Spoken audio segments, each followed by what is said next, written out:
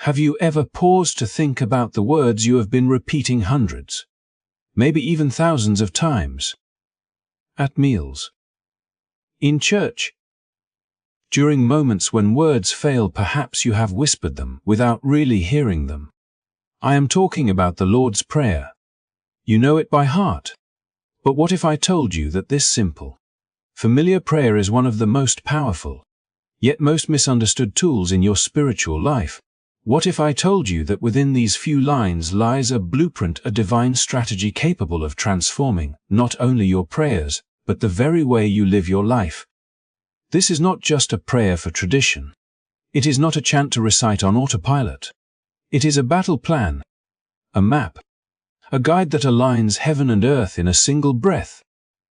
And yet, for most of us, we skim over it, treat it like routine, never realizing the depths it carries or the power it unlocks. Each word, carefully chosen, carries weight. Each phrase holds a challenge, a confrontation with fear, doubt, and the unseen forces that shape our days. This is a prayer meant to awaken your spirit, sharpen your understanding, and ignite a living connection with God. Imagine the difference between saying words from memory and speaking with intention, from the heart. Picture this. You are standing at the threshold of your life, struggling with challenges, burdened by doubt, yet here lies a tool designed to guide, protect, and empower you. It begins with relationship, not ritual. The first words, "Our Father in heaven," are not a polite introduction. They are an invitation into intimacy, a reminder that you are not alone, that you belong, and that God's presence is closer than you think. And this is just the beginning. The Lord's Prayer is a spiritual revolution disguised as familiar words.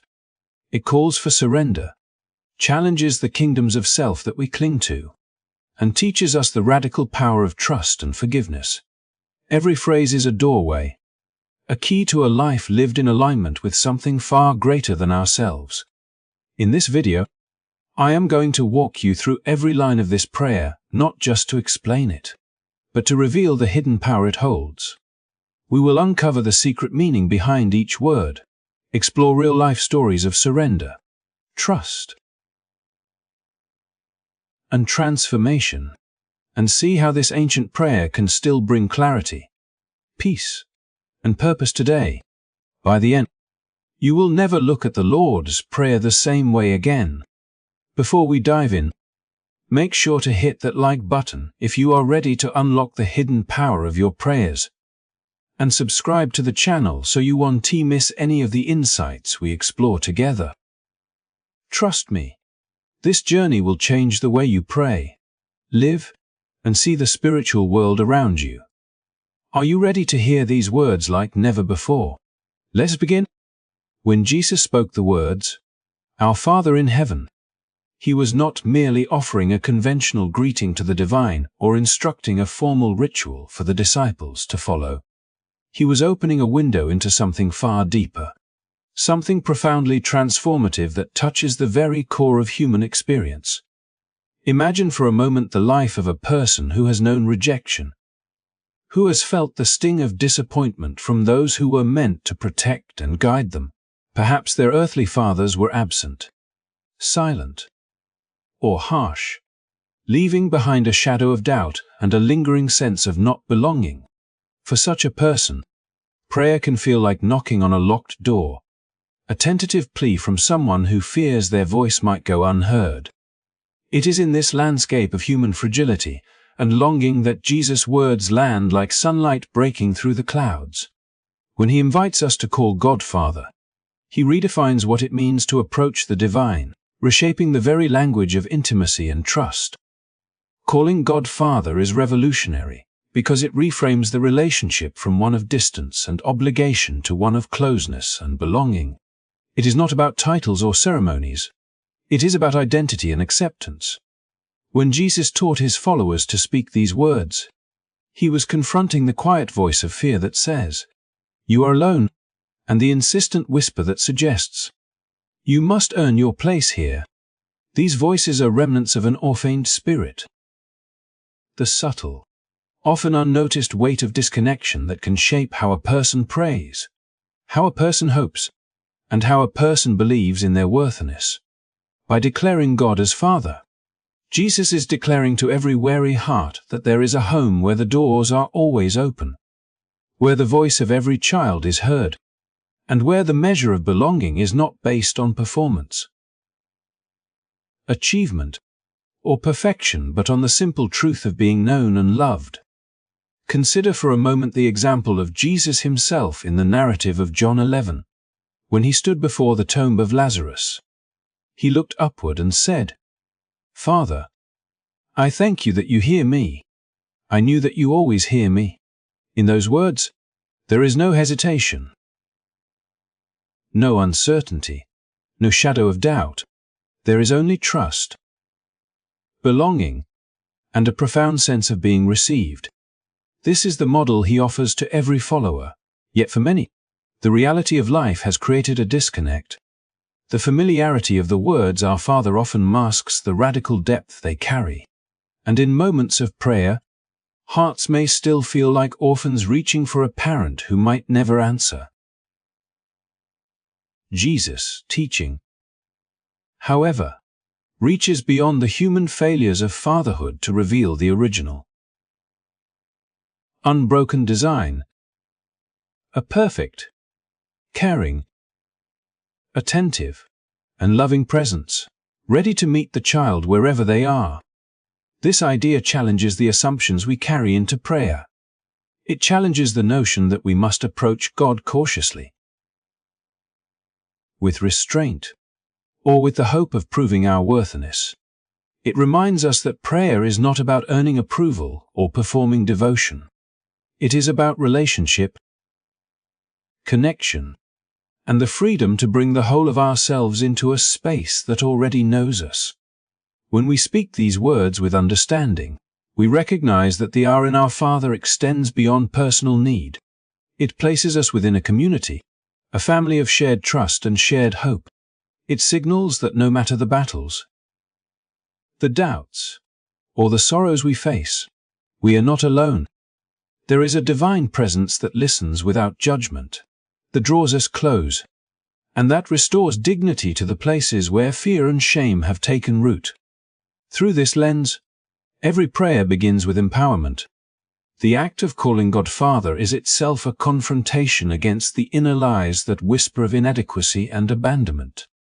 It transforms the posture of prayer from one of tentative plea to one of confident approach, reminding the believer that they are entitled to presence, attention, and care not as a reward, but as a birthright.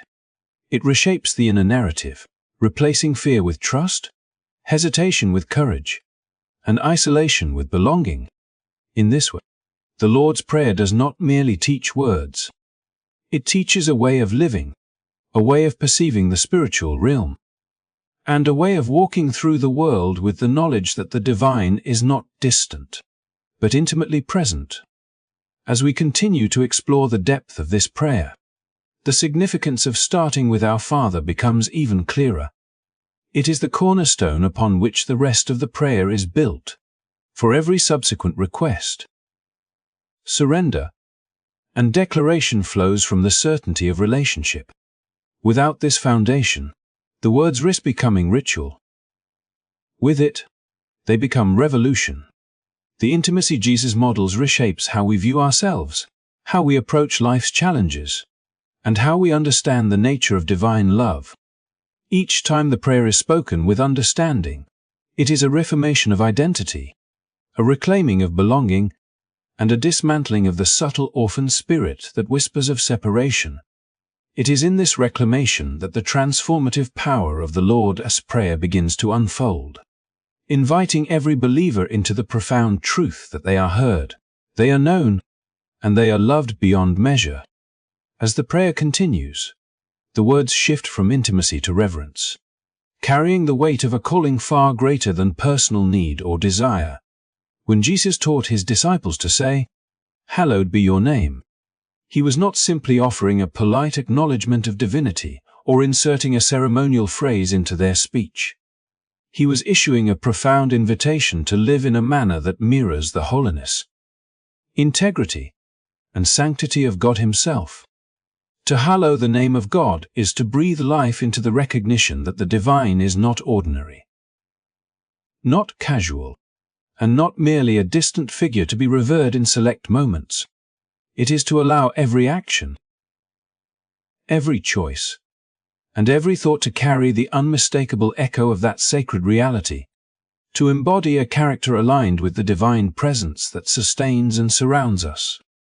Imagine a world in which the words we speak about God are disconnected from the lives we lead, where reverence exists in syllables but not in deeds, where integrity is professed yet bypassed when inconvenient. In this disconnect lies a subtle yet powerful erosion of spiritual influence, not because God's holiness diminishes, but because human action fails to honor it.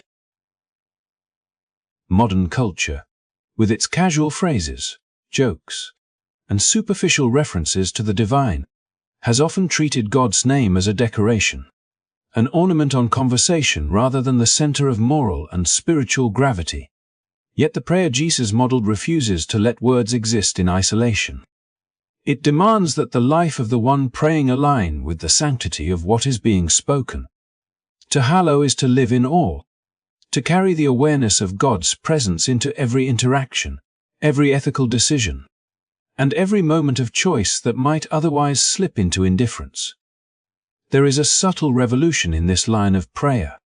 When we speak it sincerely, we are declaring a standard, a divine benchmark against which our actions and intentions will be measured, not by human judgment, but by the reflection of God's character in the world. Hallowing the name of God transforms ordinary routines into acts of devotion, casual interactions into opportunities for integrity, and every encounter into a reflection of reverence. It asks that our lives radiate the sacred, that the principles we claim in words are embodied in the reality we create with our hands, our hearts, and our minds. In essence, this is the first step in bridging the gap between knowing God in thought and knowing God in action, between speaking of holiness and living it. Consider the implications in everyday life. When a person approaches their work with fairness, honesty, and diligence, they are hallowing God's name in that space. When they extend compassion to someone overlooked, they are setting apart the sacred within the ordinary. When they forgive with humility, they are honoring the divine standards that transcend human convention. The hallowing of God's name is not confined to ritualistic settings or formal worship. It is an orientation of the heart that transforms the mundane into the extraordinary, that turns the ethical and moral decisions of life into manifestations of divine holiness. In a society that often prioritizes convenience, ambition, or personal gain over virtue, to hallow God's name is to stand in countercultural alignment, a quiet yet radical declaration that God's presence is central, that holiness matters, and that integrity is non-negotiable. The tension Jesus introduces here is deliberate. By following intimacy with reverence, He establishes a rhythm of prayer that begins with belonging and identity, and then elevates the believer to responsibility and witness. Understanding God as Father grounds us in love and acceptance.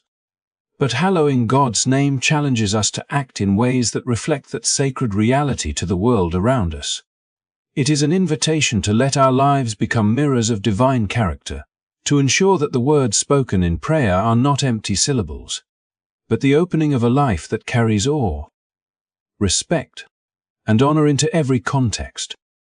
The prayer becomes a living dialogue between the heart and the world, where what is spoken internally must find expression externally in integrity, holiness, and moral courage.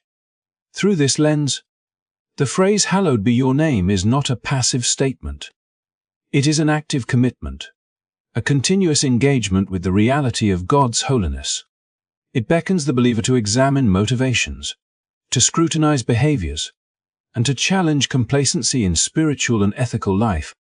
To hallow is to live with awareness, to cultivate a presence that radiates respect and reverence, and to recognize that every decision can either honor or diminish the sacredness invoked in prayer.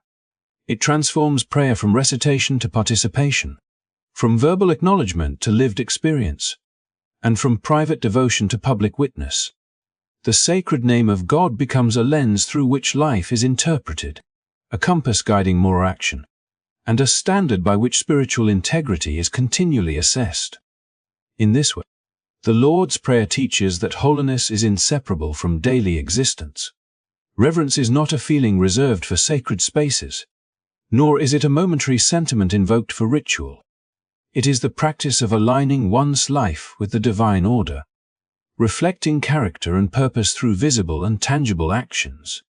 When the believer takes this principle seriously, every day becomes an opportunity to hallow God's name, every interaction a chance to demonstrate reverence, and every choice a measure of alignment with the holiness that the prayer proclaims.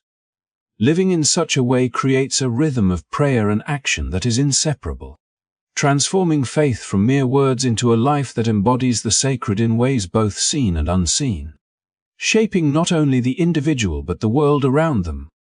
When Jesus taught his disciples to pray, "Your kingdom come," he was not offering a gentle suggestion for spiritual reflection or a simple petition for blessings in everyday life. He was calling each of them into a radical act of surrender, an invitation to participate in a revolution that begins within the heart before it ever reshapes the world around them. To pray for God's kingdom is to recognize the quiet, persistent reign of the self that exists in every human being, the internal throne built from personal plans, comforts, ambitions, and desires for control, and to willingly step aside from it. It is a declaration that the patterns of our own making, the small kingdoms we construct around convenience, image, and familiarity,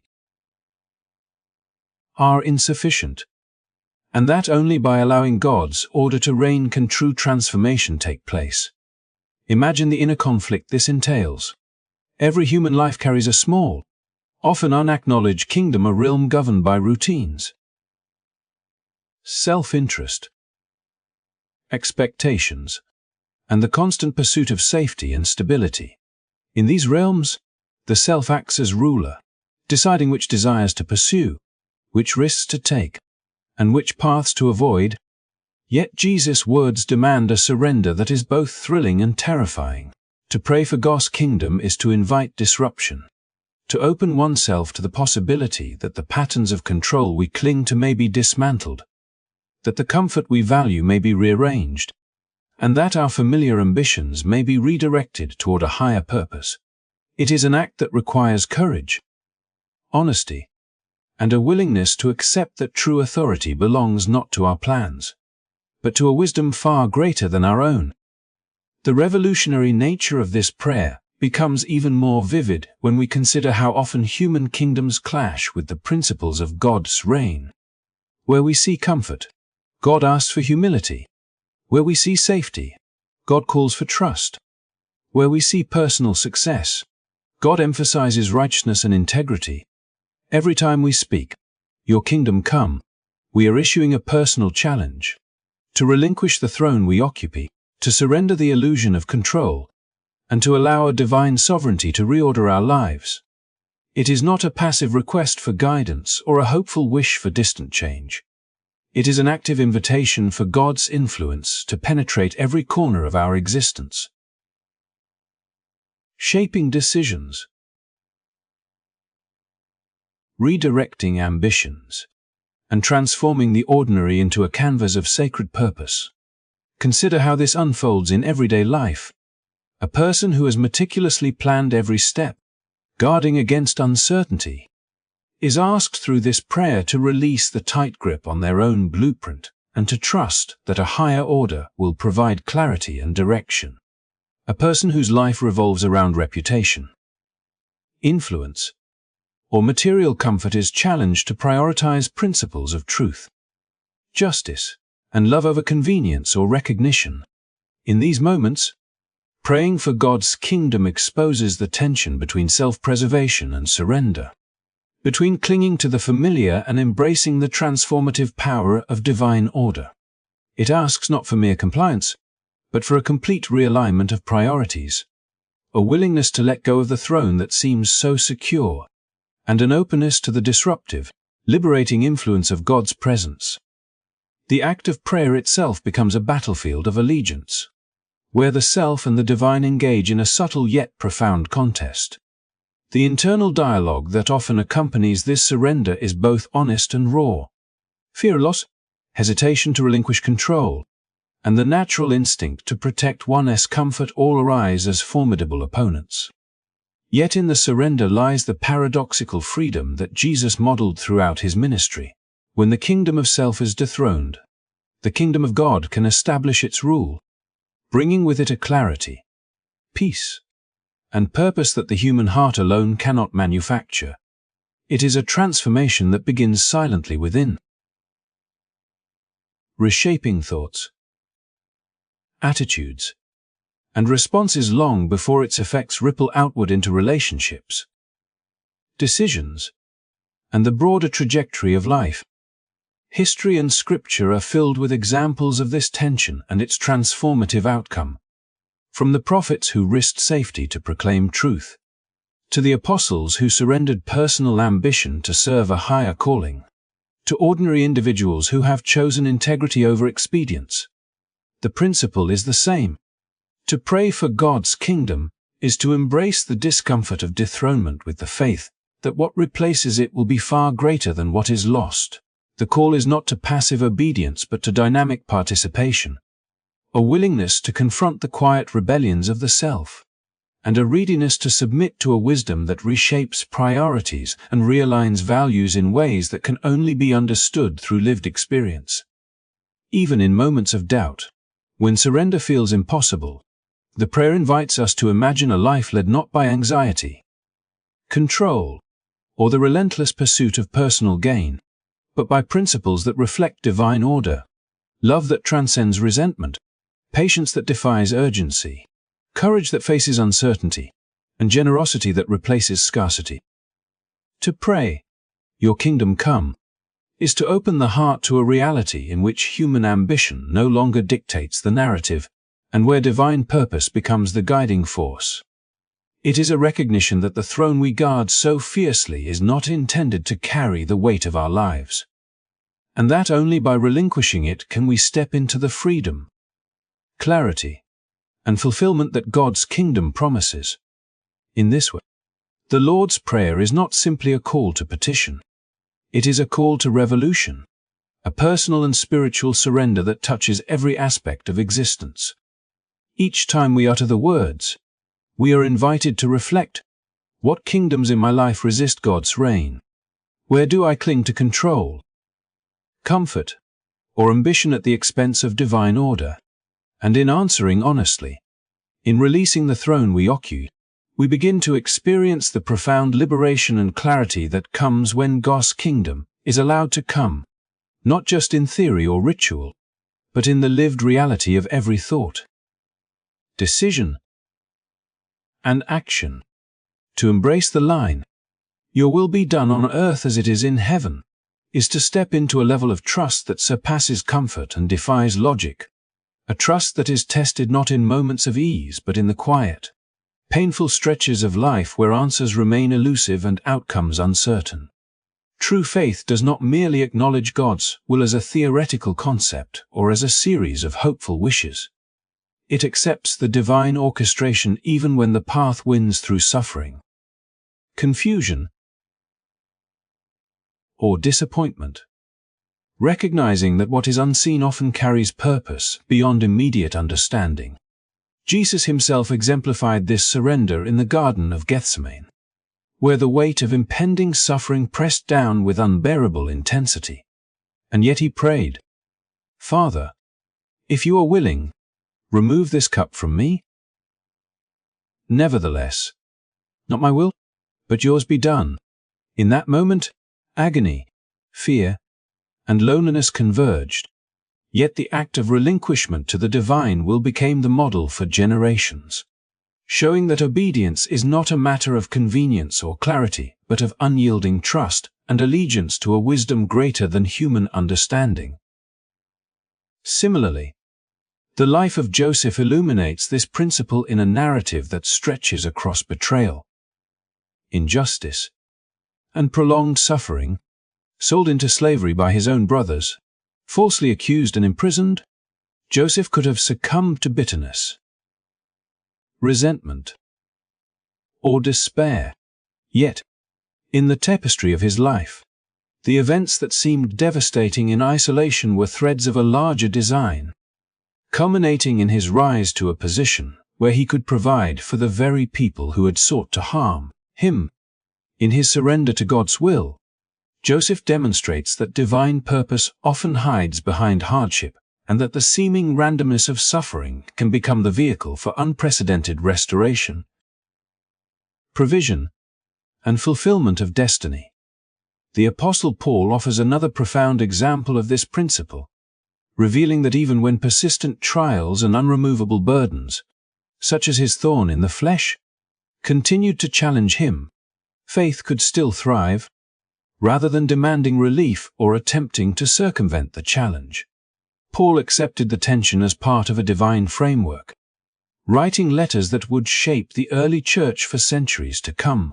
Through endurance in the face of difficulty, he shows that God's will is not always aligned with immediate comfort, but is deeply interwoven with long-term purpose, influence, and spiritual maturation. Similarly, the story of Job portrays the ultimate paradox of divine intention and human suffering. Losing wealth, family, and health, and confronting unexplainable calamity, Job wrestled with questions of fairness and justice. Yet in the end, he declared, "My ears had heard of you, but now my eyes have seen you," recognizing that revelation and understanding often follow the crucible of suffering. In all these examples, faith is portrayed not as a shield from pain, but as the posture that navigates it with integrity, trust, and hope. In the context of prayer, acknowledging God's will is not a passive acknowledgement, but an active engagement with uncertainty and vulnerability. When we say, "Your will be done," we are committing to a spiritual posture that requires humility, honesty, and courage, understanding that life may take turns that defy our expectations, that doors may close even when we plead, and that the answers we hope for may arrive in forms we did not anticipate. It challenges the desire for control, the insistence on personal timelines, and the urge to demand outcomes that match our own understanding.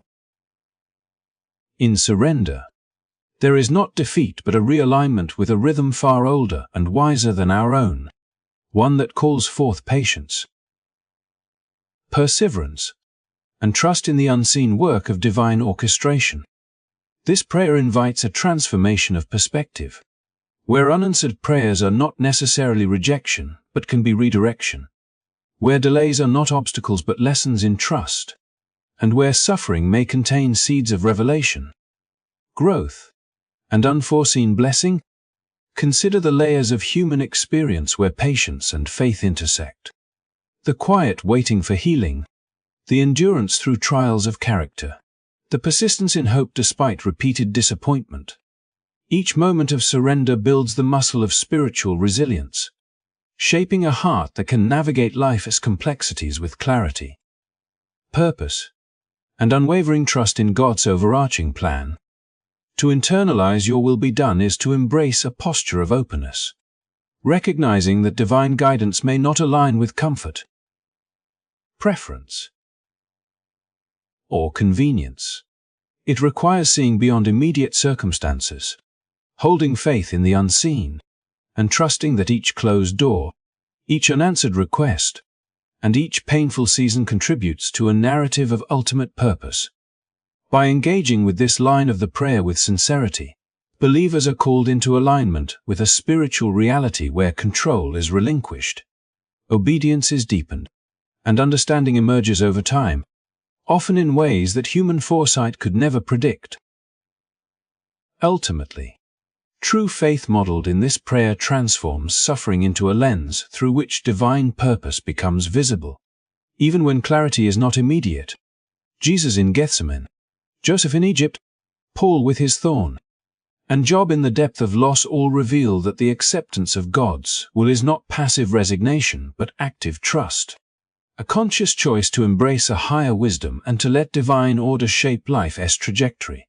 Through this understanding, prayer becomes not only a petition but a commitment to align the heart, mind, and will with God's eternal plan, demonstrating that surrender in faith is not weakness but the gateway to insight, resilience, and spiritual fulfillment that transcends the limitations of human perspective.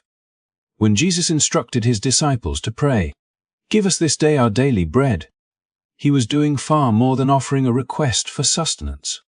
He was inviting a radical posture of dependence, an acknowledgement that life is not meant to be carried alone and that each day comes with its own needs, challenges, and blessings that cannot be fully anticipated or controlled. To pray for daily bread is to renounce the illusion of self-sufficiency, to recognize that human effort, while necessary, is never sufficient in isolation, and to trust that God's provision meets the needs of each moment exactly as required. This prayer is not a passive plea, but a declaration of reliance, an admission that the present is all we truly possess, and that in placing our trust in God's ongoing provision, we find not only material sustenance but spiritual nourishment that carries us through uncertainty and into grace. In the wilderness, the Israelites experienced this principle firsthand when God provided manna, bread from heaven, with a rule that forbade storing excess for future days. They could only gather what was needed for today, teaching them that dependence was daily, not deferred. When they attempted to hoard, the bread rotted. When they trusted, provision came in its perfect measure. Similarly, when we pray for daily bread, we are called to release our anxieties about tomorrow, to let go of the burden of control, and to accept that God's timing and wisdom shape the flow of resources, opportunities, and insight in ways we often cannot foresee. This daily trust is a spiritual discipline, a constant reminder that life is a series of moments, each dependent on God's care, and that true security is found not in accumulation or self-reliance but in faithful reliance on the one who knows our needs before we articulate them. Yet daily bread encompasses more than physical sustenance. It is emblematic of God's presence, of a provision that sustains hearts and spirits alongside bodies. When Jesus called himself the bread of life, he reframed the concept entirely, signaling that spiritual fulfillment and trust are as critical as the satisfaction of hunger. To receive daily bread is to acknowledge that God meets every human need, practical, emotional, and spiritual, at precisely the right time, cultivating a rhythm of dependence and gratitude that reshapes our perspective on scarcity, anxiety, and control. This understanding transforms prayer from mere recitation into a lived practice, where each morning becomes an opportunity to trust that what is given today will suffice, even when the road ahead is uncertain or fraught with challenges. Intertwined with this trust is the call to forgiveness, which Jesus embedded seamlessly into the rhythm of the Lord's Prayer. "Forgive us our debts, as we forgive our debtors," is not an optional addendum, but a central component of spiritual alignment. Forgiveness functions as a liberating force, breaking the chains of bitterness and resentment that can imprison hearts and distort relationships. To pray for forgiveness without extending it is to create a spiritual contradiction. Grace flows through open hands, not clenched fists, and the measure of mercy we receive is intimately connected to the mercy we extend. Forgiveness is not forgetting or excusing harm but releasing its grip on our identity and perspective, refusing to let past wounds dictate present actions or future possibilities. It is a conscious act of freedom, a surrender of the right to harbor anger or resentment, and a declaration that we trust God's justice and love to prevail where human judgment falls short. These principles converge in the daily practice of prayer, creating a dynamic interplay between dependence, trust, and relational restoration. When we ask for daily bread, we practice reliance on God's timing and sufficiency. When we forgive and seek forgiveness, we unshackle ourselves from cycles of bitterness and retaliation, cultivating hearts that are lightened, open, and attuned to divine guidance. Together, these elements teach that spiritual life is not merely a series of doctrinal affirmations or ritualistic observances, but a lived engagement with trust, humility, and relational integrity.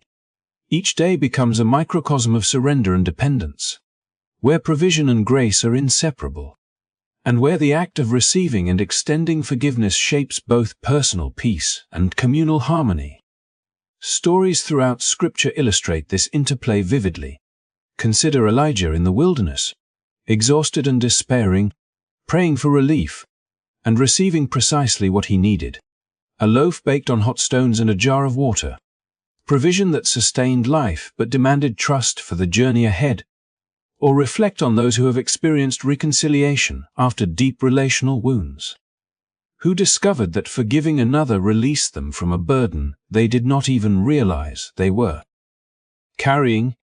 In these moments, the convergence of daily reliance and forgiveness becomes tangible, demonstrating that God's care is not only practical but profoundly transformative.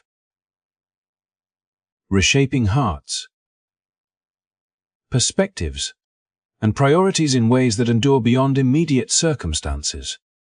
In embracing this teaching, believers are invited to a life of attentiveness, where each day's needs are met by reliance, each relational breach addressed through forgiveness, and each moment approached with awareness that God's provision and mercy are sufficient. It is a call to live consciously in the present, to surrender the illusion of control, and to cultivate hearts capable of trust, resilience, and compassionate engagement with others. Daily bread is, therefore, far more than food. It is the tangible expression of God's sustaining power, a symbol of the spiritual nourishment that undergirds every human experience, and a mirror reflecting the freedom that comes when mercy flows through our lives as faithfully as provision flows from God's hand. To pray for daily bread and forgiveness is to step into a rhythm that reshapes both internal and external realities, fostering a life marked by trust, grace, and liberation. It is a daily rehearsal of dependence and relational alignment, a lived acknowledgement that God's presence is sufficient, that mercy is transformative, and that spiritual life is an ongoing journey of receiving, trusting, and extending the divine provision and grace that form the foundation of every faithful heart. As we arrive at the final lines of the Lord's Prayer, we step into a profound declaration of both surrender and victory, a culmination of everything that has been woven throughout this sacred rhythm of words.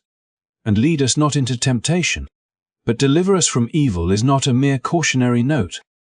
It is a recognition that life, even in its most ordinary moments, is a battleground. The struggles we face are rarely just against circumstances, against fleeting challenges, or even against the failings of those around us. They are deeper, more insidious, often hidden in plain sight, operating in the spiritual realm in ways we cannot always perceive. Ephesians 6:12 makes this clear. For we do not wrestle against flesh and blood, but against the rulers, against the authorities, against the powers of this dark world, and against the spiritual forces of evil in the heavenly realms. Each temptation, each moment of weakness, each pull toward compromise or distraction, is part of a larger struggle that we cannot face alone. Yet Jesus taught us that we are never abandoned in this war. Prayer is both our weapon and our shield. By asking for guidance away from temptation, we acknowledge our own limitations, our vulnerability, and our need for divine wisdom to navigate a world full of spiritual pitfalls. By requesting deliverance from evil, We recognize that evil does not merely exist in external forces, but attempts to infiltrate our thoughts, distort our intentions, and drain our purpose. The act of prayer itself becomes an engagement in spiritual warfare. It is proactive, not reactive. It is a declaration of allegiance, not a plea for neutrality. When we pray with understanding and intent, we are stepping onto the battlefield. But we are not stepping alone.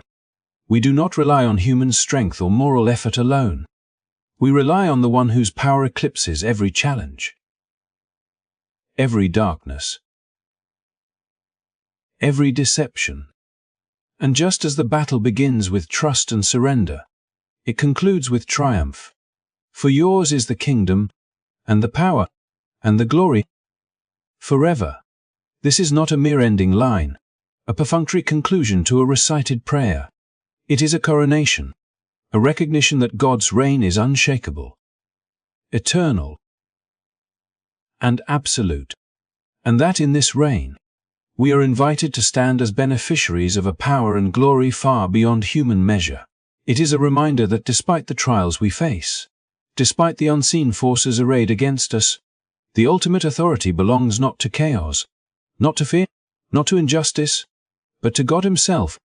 When we speak this final declaration, we are affirming that the throne is never empty, that the final victory is assured, and that no matter how intense the struggle, how long the battle, or how heavy the burden, the ultimate reality is one of divine sovereignty.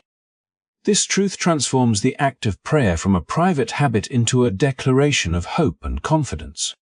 It invites us to live with courage in the face of adversity, knowing that every prayer uttered, every surrender made, every act of trust and forgiveness participates in a larger story of divine triumph. In this framework, our struggles are not meaningless. They are the arena in which faith is exercised, resilience is forged, and the power of God is demonstrated. The prayer does not merely seek comfort or avoidance. It aligns our hearts with eternal truth, placing our daily choices, our battles, and our moments of surrender under the authority of the God who reigns with perfect justice and unwavering love. Moreover, this conclusion calls us to reflect on how we live our lives beyond the spoken words.